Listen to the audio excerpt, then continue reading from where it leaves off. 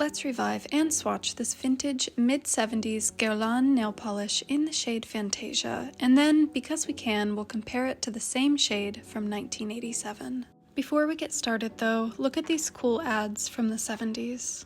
Like the bottle, they're sort of playful. Now let's get started. I can tell there's dried polish in the threads, but this fanned out cap makes it really easy to get leverage and loosen it. I wish more brands took this approach. With perfectly cylindrical glossy caps, it can be hard to get a good grip. I feel like I could have opened this with oiled up hands, no problem. Pardon me for speeding through cleaning the cap threads. It's one of those tasks I find a bit boring, but it's important to do. The messy threads is probably the reason the polish evaporated, since it prevents a perfect airtight seal. Fun fact, notice the white residue on my index finger. That's not dry skin, it's called solvent blanching, which occurs when solvent, in this case acetone, evaporates rapidly in the presence of humidity. I've dealt with it in art restoration when removing old varnish from oil paintings, but it can also happen with quick-drying nail polish in humid environments. It's especially common with 90s Revlon polishes. People have criticized my quote, dry skin, but it's just science, and thank you for the engagement, keep it coming. Now I'm adding Szechuan Store nail polish thinner to reconstitute the goopy polish.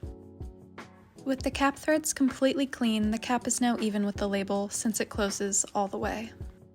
And now we can bring out the vortex and let it do most of the work. Since the polish isn't completely dried out, I don't have to let it sit overnight. You might be wondering why I didn't clean up the dried polish on the glass, and I don't know, sometimes I leave it as a sort of signature of its past. Polish usually doesn't change color after it dries, so if it morphed at all, there's evidence of how it should look. Here I'm just giving it another dose of thinner to get the consistency right. And now this should be its last ride on the vortex. I tried to do it upside down to get the polish on the top, but it's hard to find the sweet spot with such a wide cap. It looks great, except for the product stuck at the top. I don't want to overexcite anyone, since we're very serious, mature adults over here, so I'm going to go off camera to handshake it. The polish is Fantasia, not Fantasia. It's now completely liquid, and we can swatch it. For being 50 years old, it's going on rather nicely. It's such a joyful pink.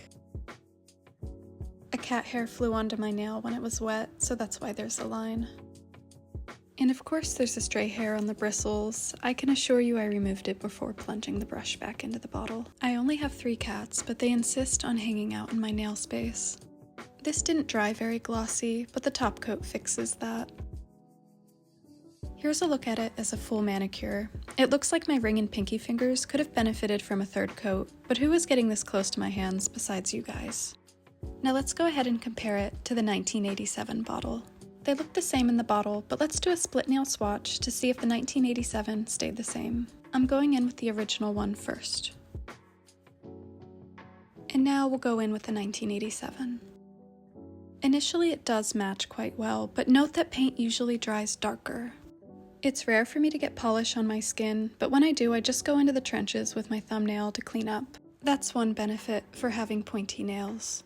If I ever have a sponsored post trying to sell a cleanup brush, know that I've sold out. I'm kind of grappling with knowing I'll likely get sponsorship offers in the future, and that's how nail influencers get paid, but it would feel really disingenuous to promote something unless I really like it and want to use it. Personally, when I see a paid partnership, I immediately scroll away.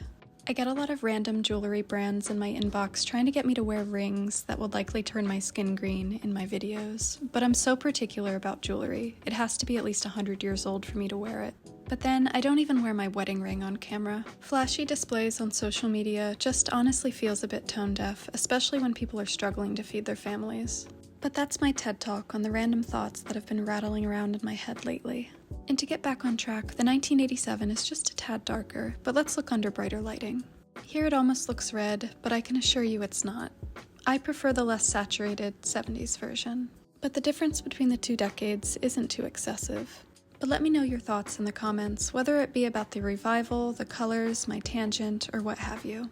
I know I touched on a lot, I just go wherever my mouth takes me, so thanks for joining me on that journey today. And if you haven't already, please follow or subscribe if you enjoyed watching.